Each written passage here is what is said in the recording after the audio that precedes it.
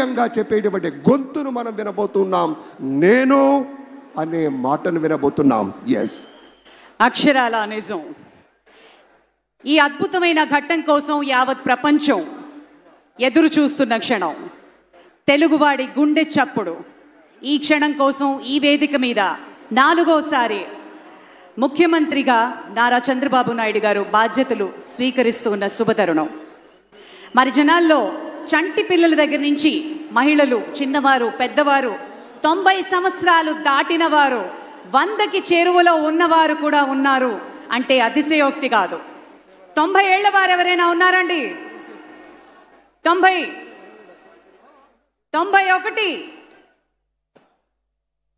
ఇవాళ చౌదరి ఒక్కొక్క మాట, ఇంతమంది నాయకులు మన మధ్య ఉన్నారే, ఇంతమంది పెద్దలు మనందరి మధ్యకి వచ్చారే, ఈ 2 కళ్ళు చాలటం లేదే, ఎవరిని చూడాలి, ఎలా చూపు నిలపాలి, ఎలా గెలవాలి అని గెలిచినటువంటి వీరుల్ని